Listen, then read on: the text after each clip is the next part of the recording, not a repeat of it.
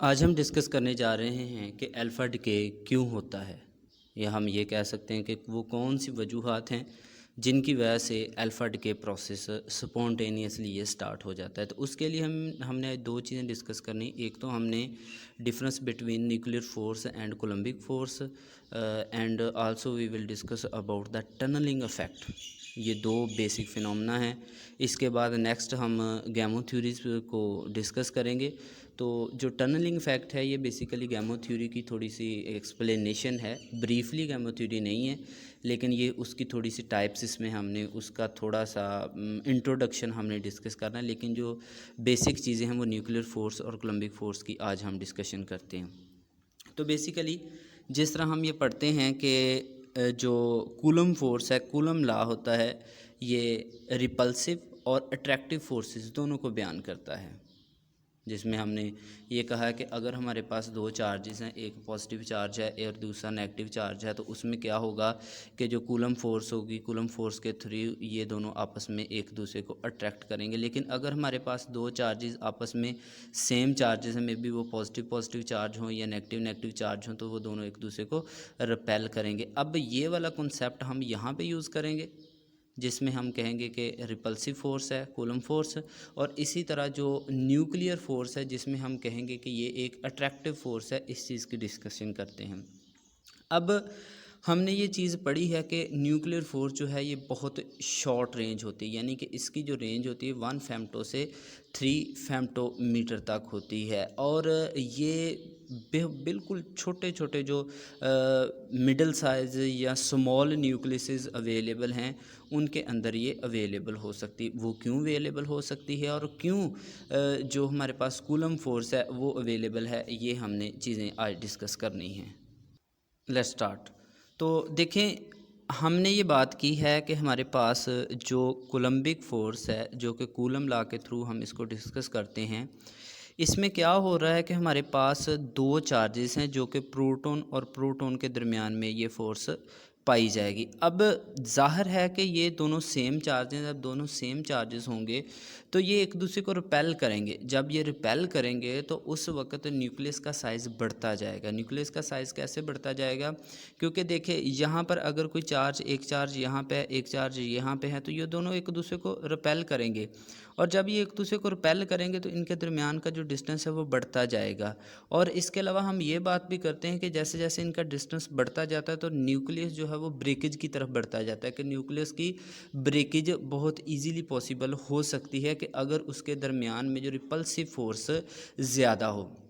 लेकिन यहाँ पे क्या हो रहा है, यहाँ पे हमारे पास ये चूँकि न्यूक्लियर फोर्स है, अट्रैक्टिव फोर्स है, और इसका जो डिस्टेंस है वो बहुत ही कम शॉर्ट डिस्टेंस के ऊपर ये होल्ड होती है। तो इस तरह हम ये कहते हैं कि चूँकि ये अट्रैक्टिव फोर्स है तो ये न्यूक्लियॉन्स को आपस में एक एक सेंटर की तरफ लेके आती है, ये उनके ऊपर मुकम्मल ग्रिप रखती है, उनको मजबूती के साथ पकड़ती है, उनको फोल्डिंग की तरफ लेके आती है। तो ये वाली फोर्सेस जो है, ये न्यूक्लियर फोर्स जो है ये शॉर्ट रेंज है, स्ट्रॉन्ग फोर्स है, और ये एक न्यूक्लियस को कंबाइन कर देती है। न्यूक्लियॉन्स जितने भी होते हैं उनको कंबाइन करके एक न्यूक्लियस की फार्मेशन में काम करती है, लेकिन ये ब्रेकेज में काम करती है। अब यहाँ पे हमारे पास दो कंडीशंस हैं।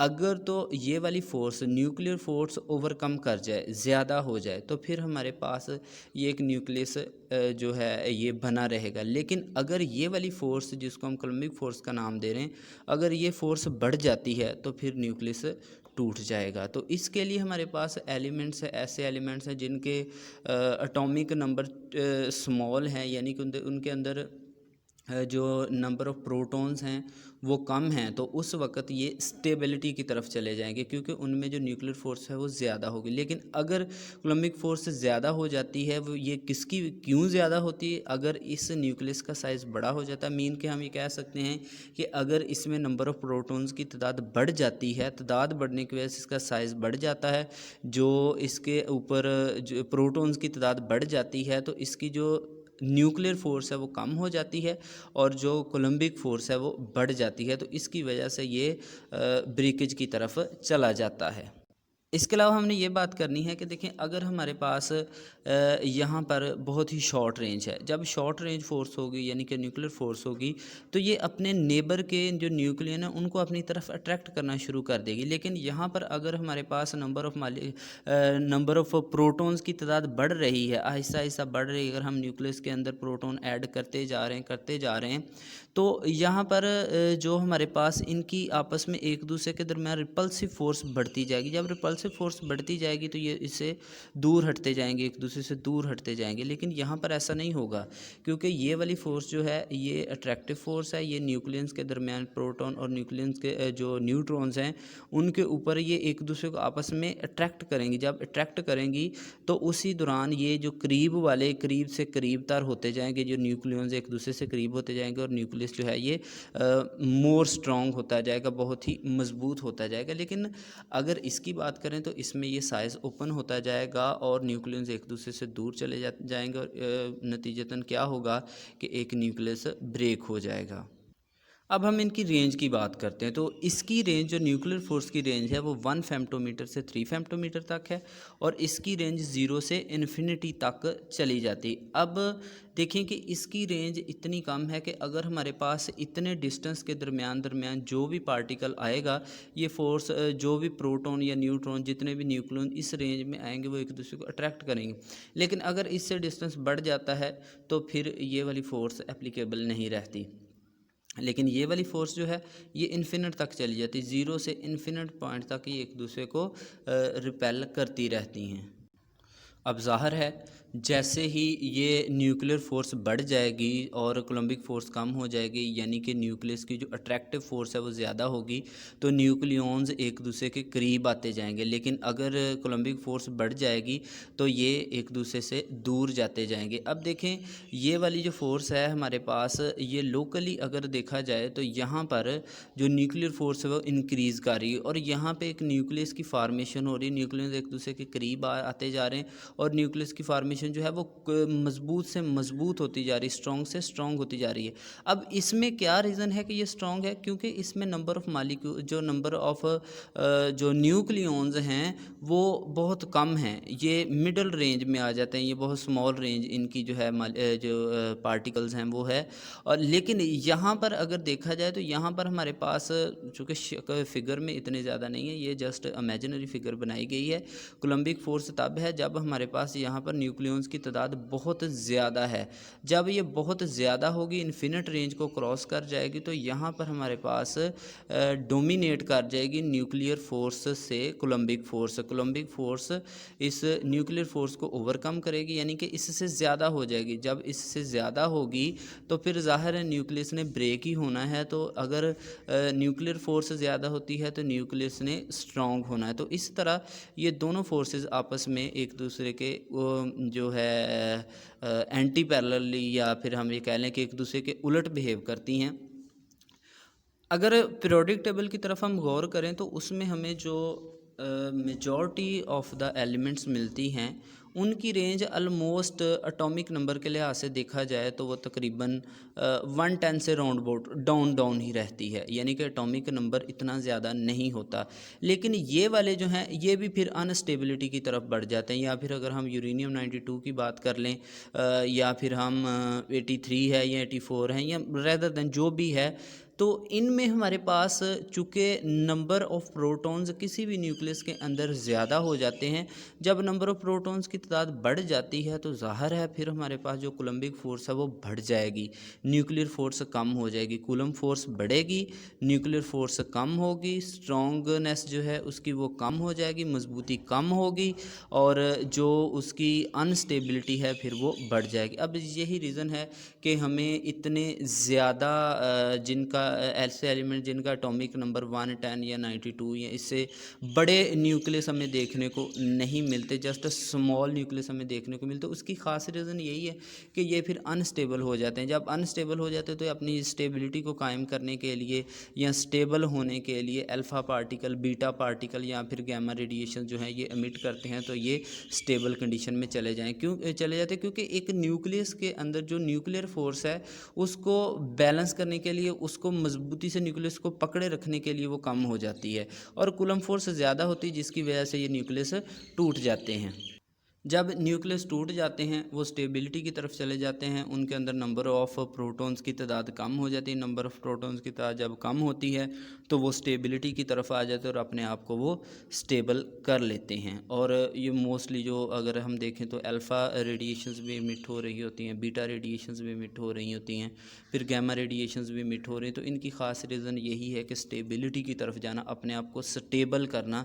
जब ये अपने आप को स्टेबल कर लेते हैं तो फिर ये फोर्सेस एक दूसरे को, यानी कि जो न्यूक्लियर फोर्स है वो बढ़ जाती है और कूलम फोर्स फिर कम हो जाती है।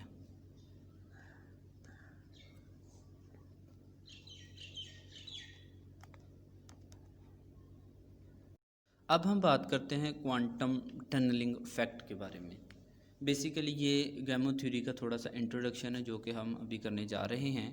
तो इसमें हम एग्ज़ाम्पल लेते हैं इन्फिनिट पोटेंशियल वेल की, और इसमें हम न्यूक्लियर पोटेंशियल के बारे में बात करते हैं, और इसके अलावा हम कोलम्बिक पोटेंशियल के बारे में बात करते हैं।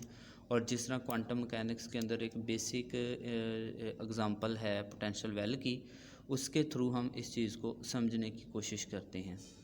अब हम ये कहते हैं कि जितने भी नंबर ऑफ़ प्रोटॉन हैं या फिर न्यूट्रॉन्स हैं वो सारे के सारे इस पोटेंशियल वेल के अंदर एग्जिस्ट कर रहे हैं। जब इसके अंदर एग्जिस्ट कर रहे हैं तो हम फिर ये स्क्वायर पोटेंशियल वेल की फॉर्म में ये चला जाएगा और इसके थ्रू हम इसे देखेंगे।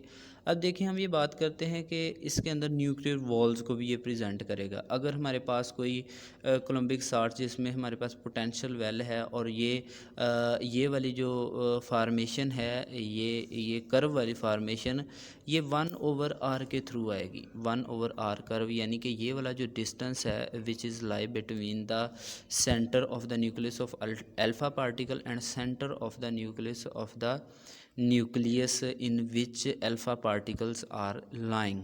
तो ये दोनों के दरमियान जिसमें अल्फ़ा पार्टिकल लाई कर रहे हैं जिस न्यूक्लियस के अंदर, और न्यूक्लियस का जो अल्फ़ा पार्टिकल का न्यूक्लियस है उसके अपने सेंटर से ये डिस्टेंस है जिसका हमने रेसिप्रोकल लेकर ये वाली कर्व ड्रा की है।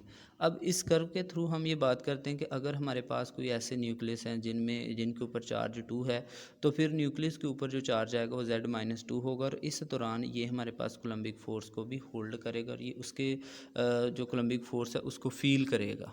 अब अगर चार्ज में डिफरेंस आ रहा है और फिर अल्फ़ा पार्टिकल के जो सेंटर्स हैं या जो डिस्टेंसेस हैं उनमें भी डिफरेंस आ रहा है, जैसे जैसे ये एक दूसरे को रिपेल करने की कोशिश कर रहे हैं तो उस दौरान भी ये डिफरेंस आता जाएगा और 1/r की वैल्यू जो है ये वेरी करती जाएगी। अब इसमें जो काबिल गौर बात ये है कि हम जिस तरह हमने स्टार्ट में बात की थी कि एक हमारे पास न्यूक्लियर पोटेंशियल है और दूसरा हमारे पास कोलम्बिक पोटेंशियल है। अब जो न्यूक्लियर पोटेंशियल है ये इस जो वेल है पोटेंशियल वेल है उनकी सरफेसेस जो दीवारों के साथ साथ है उनकी वॉल्स के इनसाइड है, लेकिन जो कोलम्बिक पोटेंशियल है ये आउटसाइड द वॉल्स है, वॉल्स के बाहर की तरफ है। और हम इसमें ये बात रियलाइज़ करते हैं कि जो हमारे पास लार्ज साइज़ न्यूक्लियस होते हैं उनका न्यूक्लियर पोटेंशियल पीक वैल्यू रखता है। पीक वैल्यू ये वाली वैल्यू जिसके ऊपर 25 मेगा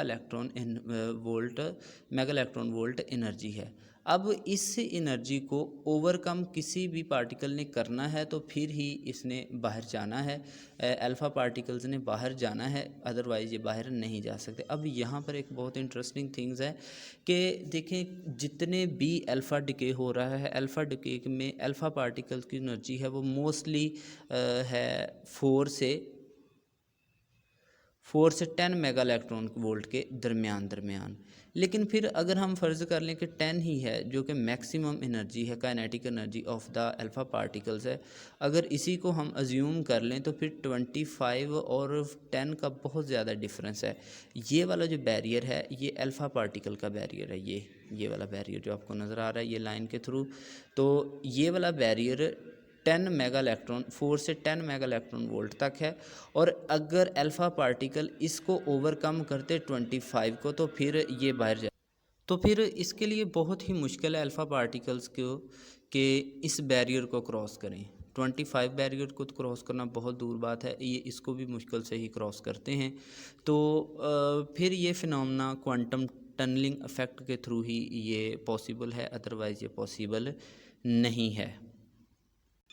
इसमें हम एक बैरियर की बात करेंगे। जिस तरह के ये एनर्जी का एक बैरियर है 25 मेगा इलेक्ट्रॉन वोल्ट एनर्जी का बैरियर। अब इसको अल्फ़ा पार्टिकल्स ने क्रॉस करना, क्योंकि अल्फ़ा पार्टिकल की अपनी जो काइनेटिक एनर्जी है वो 4 से 10 मेगा इलेक्ट्रॉन वोल्ट है। और अगर हम 10 मैक्सिमम एनर्जी की बात करें तो फिर इन दोनों एनर्जीज़ का जो डिफरेंस बनता है वो बहुत ज़्यादा बनता है, यानी कि 2.5 टाइम्स ये वाला एनर्जी बैरियर इसकी अपनी एनर्जी से ज़्यादा है। तो फिर किस तरह पॉसिबल है कि ये 25 को क्रॉस करें?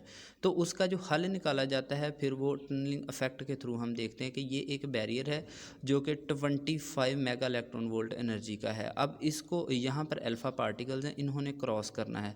लेकिन यहाँ पर फिर दो कॉन्सेप्ट आ जाते हैं, एक क्वांटम इफेक्ट आ जाता है और दूसरा क्लासिकल इफेक्ट आ जाता है। क्लासिकली अगर देखें तो फिर ये पॉसिबिलिटी नहीं है कि अल्फ़ा पार्टिकल इस बैरियर को क्रॉस कर सकें।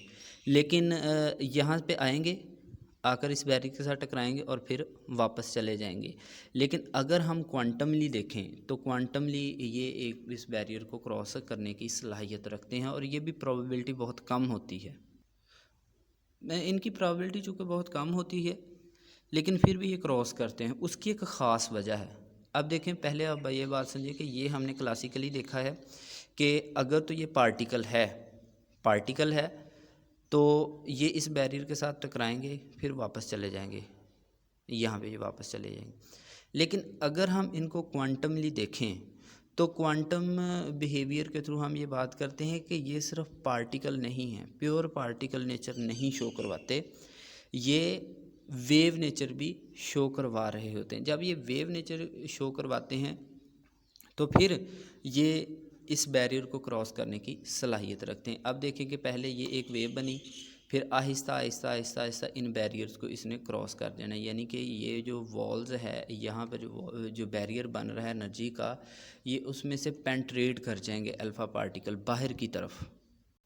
इसको हम श्रोडिंगर इक्वेशन के सॉल्यूशन के थ्रू भी देखते हैं कि जिसमें हम कहते हैं कि अगर कोई कोई वेव मैकेनिकल बिहेवियर शो करवा रही है, मिसाल के तौर पर यही पार्टिकल्स हैं, तो इनकी प्रोबेबिलिटी बहुत कम है, इनकी प्रोबेबिलिटी इतनी ज़्यादा नहीं है कि ये इस बैरियर को क्रॉस कर ले जाएं। लेकिन अगर क्वांटमली देखें, इसको वेव फंक्शन के थ्रू हम देखें, सॉल्व करने की कोशिश करें, तो फिर ये आहिस्ता आहिस्ता इस बैरियर को क्रॉस कर जाते हैं यहाँ पे, फिर ये पेंट्रेट हुए और आहिस्ता आहिस्ता बैरियर को क्रॉस करके निकल गए। अब ये वाला जो एक फिनोमेना है ये भी हमें बताता है कि अल्फ़ा पर डिके क्यों हो रहा होता है, और यही टर्म सबसे पहले यूज़ की गई थी। इसकी एक्सप्लेनेशन गैमा थ्योरी के थ्रू की जाती है, और ये साइंटिस्ट जिसका नाम जॉर्ज गैमा था उसने फ़र्स्ट टाइम इसको इंट्रोड्यूस करवाया था।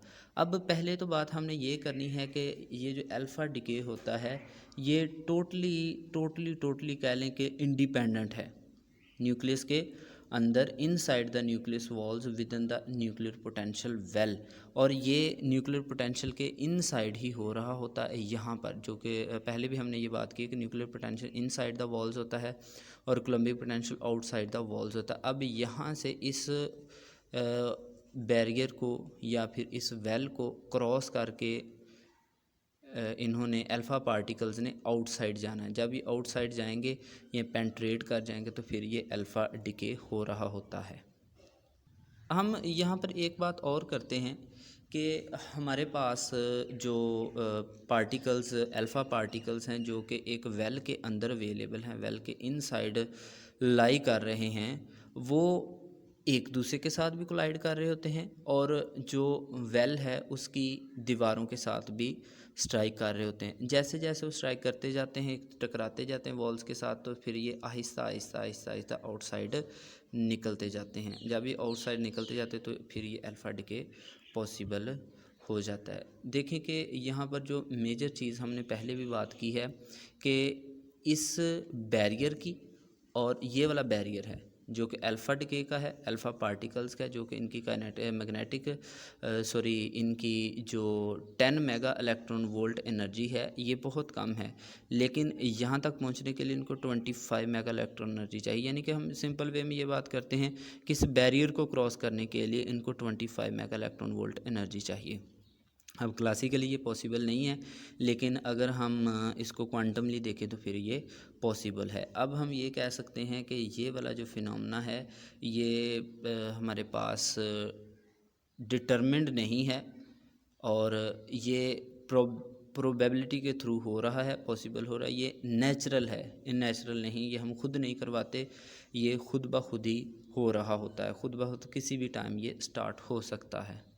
तो जिस भी रिएक्शन में हमारे पास टनलिंग इफेक्ट होगा अल्फा डिके हमें देखने को मिलेगा, और ये रेडियो एक्टिव डिके है, ये प्रोबेबिलिटिकल है और ये डिटरमिन्ड नहीं है, ये सोच समझ कर हम नहीं करवा सकते। फॉर एग्ज़ाम्पल कि अगर हमारे पास एक ही न्यूक्लियस और हम कहें कि ये 1 घंटे के बाद ये डिके हो जाए, तो ऐसा पॉसिबल नहीं होता। लेकिन अगर हम कहें कि अगर हमारे पास 10 या 100 या 1000 न्यूक्लियस हैं, तो उनको हम कहेंगे कि ये 1 घंटे के बाद ये डिके प्रोसेस इसका हो जाए, तो इसके अंदर किसी हद तक पॉसिबिलिटी होती है कि वो 1 आवर तक या 2 आवर तक ये इसका डिके प्रोसेस स्टार्ट हो जाए। तो ये था हमारे पास बेसिक फिनोमेना फॉर गैमन थ्योरी, और इसका आज हमने इंट्रोडक्शन पढ़ा है। नेक्स्ट टाइम हम इसकी गैमन थ्योरी के बारे में देखेंगे कि गैमन थ्योरी बेसिकली किस तरह अल्फ़ा डिके को डिफ़ाइन करती है। तो इसके ऊपर हमारे 3